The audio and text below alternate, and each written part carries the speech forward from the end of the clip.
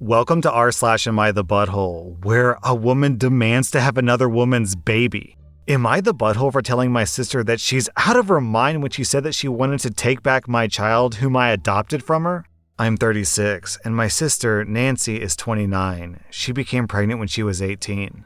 I'm infertile, and I knew that I couldn't have kids, so when Nancy said that she was giving her baby up for adoption, I decided to be that baby's mom. After that, Nancy went no contact with me 5 months after giving birth. For a bit of background, Nancy got pregnant by a one-night stand, and she apparently didn't remember or know the father at the time of birth. However, when her son, Victor, was 2, a man named Tom, who was 35, messaged me on social media claiming to be the father of my child. Nancy had run into this guy at a club and drunkenly confessed to the pregnancy. We met up, Tom bonded with his daughter, and, well, that man is now my husband of 7 years. What on earth? What am I reading? So yesterday, my sister called me. I was really surprised to see that she was calling me, but I picked up. We made some small talk. Then she said that she had just gotten married a year back, and both of them wanted kids, but they couldn't because her husband was infertile, but they really wanted kids. Wow. I asked her if she wanted to adopt, and she said that she just wanted to get her baby back. I was speechless for a few moments before replying that if she wants to meet my child as an aunt, then she's welcome to. We can both sit Victor down and explain the reason for her absence, but she can't just ask me to give up my child. She said that she'll sue me because she's the birth mother. I told her that she was out of her mind, and then I told her about Tom. She exploded. She called me names and said that I stole her life. I got too emotional and I hung up.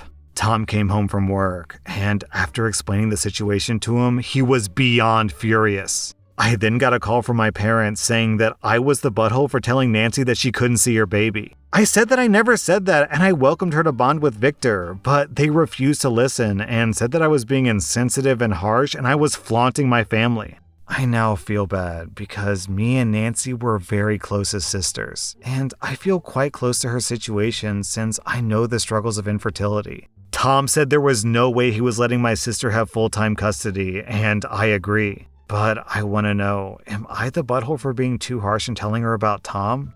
And then OP clarifies, I did legally adopt Victor at birth. Tom also adopted the kid after we got married. Nancy never wanted kids, and I think the only reason why she wants Victor now is because her husband wants kids. OP, what universe is your sister from that she can just swoop in after, 10 or 11 years and be like, oh, thank you so much for babysitting my child for the past 11 years. I'll take over from here. And let's be real here, your child literally has no clue who your sister even is. You said that your sister's been no contact for 10 years now. So we have this normal 10-year-old kid, and suddenly you're supposed to be like, oh, by the way, sweetie, you have a new mommy now. See ya!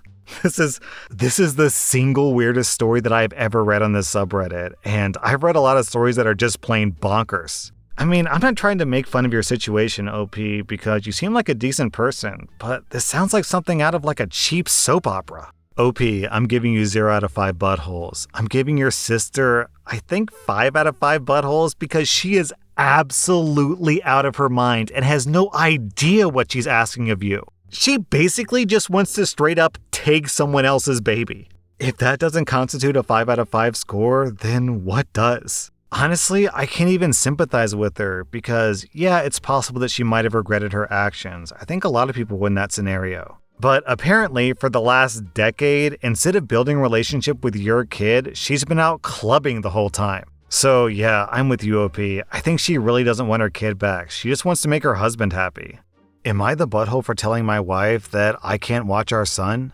I have a good job, I make good money, and I work hard to earn it. To the point that about 4 years ago after our son was born, my wife decided not to go back to work, and I became the only source of income. This worked out well, and everyone was happy until COVID hit. Once the quarantine hit, my role was transitioned from working in-office downtown to working from home. I was a big fan of this. I typically work 5 a.m. to 7 p.m. Monday through Saturday. Jesus, OP. 5 to 7. 5 to 5 is 12, plus 2 is 14. 14-hour days times 6. Oh my god, OP. 84-hour weeks. Oh my god, OP. So not having to commute meant that now I got to be home to put my son to bed and read to him at night and have more time to spend with my wife in the evenings. The only problem is that my wife has struggled with the idea that the location of my job has changed, but my responsibilities haven't. I've had several discussions with her about the fact that even though I'm home now, I'm not able to watch our son during the day. Or I have to explain to her why I can't do all the dishes until that evening. She'll nod along, but I don't think she really believes it. This has caused tension, but not quite an outright fight until this week. Some of our mutual friends are coming into town this weekend, and we'd made plans to spend time with them. However, on Monday, my wife told me that the couple is actually getting in on Friday, and she and her friend are going to get lunch and go shopping. She tells me that I'll have to watch our son.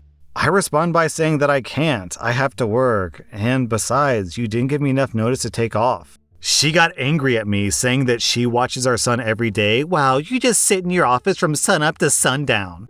And how I should be able to watch our son so she can have a day off. She's been giving me the cold shoulder since then. I would love to spend the day with my son. I just can't take the time off on such short notice. So am I the butthole? Alright, OP, I'm definitely respectful that you have a job to do and that all this financial responsibility is falling on your shoulders. Honestly, take a day off. 84 hours a week? That's more than double the typical work week. So you're basically working 2 full-time jobs to provide for your family. And you said it yourself, by the time you drove home from work, your baby was already in the bed. It kind of seems like there's 2 separate issues here. The first issue, which the story is actually about, is that your wife isn't being respectful of your work time, which, yeah, is a problem. However, it sounds like the reason why she's frustrated is because she basically doesn't have a husband. And I'm not saying that to you to trash on you, OP, because clearly you're really working hard. But with how much time you spend at your job, you're certainly making your wife feel like she's raising this baby by herself. I think the real core issue here, OP, is that you've devoted way too much of your time to your job.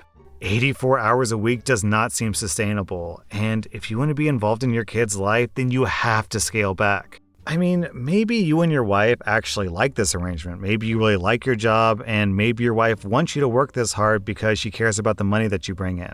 I don't really know because we can't tell from this story what that arrangement is like. I mean, if that is the case, if your wife actually wants you to work this much, then yeah, she's being a hypocrite. But my guess, which admittedly is completely a guess, my guess is that she wants you to be more involved in the child's upbringing. So I think I have to give your wife, let's say 2 out of 5 buttholes because she's not being respectful of your obligations to your work. However, OP, I also have to give you 2 out of 5 buttholes because you're just not spending enough time with your family.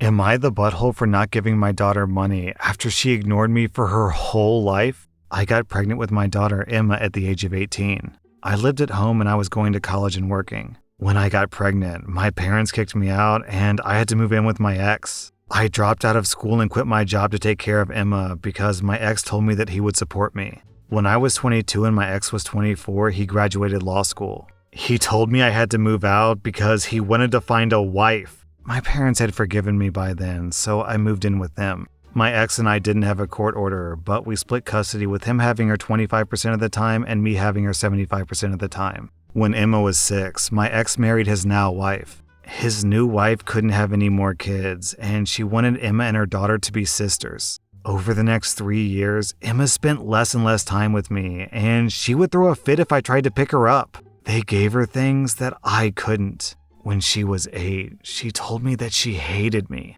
I never blamed her for the lies her father put in her head because even though I lived at home, I was in college and working and did my best to provide for her, but obviously they could do more. They took me to court when she was 10, and surprise, surprise, the lawyer and his doctor wife with their $1 million home beat me in court. They painted me out to be this horrible parent, and Emma backed them up. They got primary custody and I got visitation, but Emma still refused to see me. I gave her money and gifts, but she just didn't want me in her life. When I was 30, I met my husband, and he's the most amazing man I've ever met. He's seen me struggle with this, and he's been very supportive. He has a daughter who's Emma's age and a son who's 5 years younger. They lost their mom, and they were very welcoming and loving. They treated me like I was their mom. Emma made zero effort to get to know my husband and stepkids. Emma and my stepdaughter both graduated high school this past May. My parents also recently passed, and they gave me their estate since I'm an only child. I've decided to pay for my stepdaughter's entire college tuition, buy her a car, and pay for an apartment. A week ago, Emma contacted me and told me that she missed me and she wanted to see me. This shocked me because we hadn't talked in a year. We met up and she told me she heard my parents died, and she asked if she could have some money to pay for college. I was shocked, and I said, "Well, what about your dad and his wife?" She said, "My mom and dad want me to pay for this on my own to teach me responsibility, and I believe I'm entitled to money seeing as though you ruined my life." I was very hurt, and I told her, "After years of ignoring me and telling me that I'm not your mother, you demand money from me? I'm not your wallet." My husband is telling me that I did the right thing, but my ex is telling me that I'm a piece of garbage and that I owe this to her. My stepdaughter feels bad and offered to give back her college money because my daughter and her friends have been harassing her, and I said absolutely not, that is your money. So am I the butthole for not giving my daughter money after ignoring me her whole life? Down in the comments, I'm going to read this post from Car Trouble ABC. This seems like one of those stories where the two sides would tell very different versions. Everyone is biased in stories like these. For example, I would really be interested to hear how Emma describes her upbringing. But taken at face value based on what's here, you're not the butthole OP. Like, the amount that Emma hates OP seems to go far beyond just OP's kind of poor and she can't buy her nice things. Maybe OP isn't telling the whole story, or maybe Emma's father has been dripping poison into her ear ever since she was a little girl. So based on the information that I have available, I'm giving you 0 out of 5 buttholes, OP. I'm giving your ex 4 out of 5 buttholes. He sounds like a terrible human being. Also, did anyone catch that he refused to pay for Emma's college because he wants to teach her responsibility? But then when Emma tried to get OP to pay and OP refused, he called OP a piece of garbage. Like, which is it, buddy? Do you want her to take the easy way out, or do you want to teach her responsibility because you're not being consistent here? Also, I think I have to give Emma 2 out of 5 buttholes. She's being really unfairly harsh to OP. In normal situations, I would give her a higher butthole score, but I can't really be certain if she wasn't constantly manipulated by OP's ex, so who knows? Am I the butthole for not answering work emails while on vacation, resulting in the loss of a client? My husband and I took a much-needed vacation to the beach last week. And the entire week before we left, I sent emails around letting everyone know that I'd be completely inaccessible for the week. So people would have to come see me for any work materials, files, etc. I gave my coworkers everything I thought they'd need, and I left confident that everyone had prepared themselves, seeing as I'd given them 8 days to prepare. When I returned, I found chaos in the office. Apparently, one of my colleagues needed files for a particularly important client of ours and hadn't been able to find them in my office. And I never responded to calls or emails, just like I warned that I wouldn't do. This coworker knew that he'd be handling this client in my absence, and he had 8 days to ask me for all the pertinent files, and clearly he didn't. In any case, I was blamed because the client is technically mine, and I'm the supervisor of this coworker. I contend that I'm blameless because this coworker had 8 days to collect all their files like all my other coworkers did, but this coworker neglected to do so. No one seems to care about that. Am I the butthole here? Honestly, OP, the problem here isn't with you or your coworker. The problem is with your office. You did what you were supposed to do and your coworker didn't, but can your coworker really be blamed by that? Based on this story, it's really hard to tell because we can't tell how reliable or competent that coworker actually is. The real problem here is with your office's systems. The fact that everything could fall apart and you could lose a major client just because one person is out of the office is ridiculous. So no, OP, you are not the butthole. You have every right to not answer work calls and emails while you're on vacation. That's the whole point of vacation. So OP, I'm giving you 0 out of 5 buttholes. Honestly, I don't even know if I can give your coworker any buttholes either because they didn't do anything buttholey. Incompetent maybe, but is someone a butthole just because they're incompetent? Not really. This feels like a solid no butthole here situation because no one's really acting like a jerk. Well, actually, I guess whoever's blaming you for doing something wrong, you're not really clear who that is in the story, but that person gets 1 out of 5 buttholes because, yeah, it's not your fault. That was rSlash AmITheButthole, and if you like this content, check out my Patreon where I publish extra episodes. Also, hit that subscribe button because I put out new Reddit videos every single day.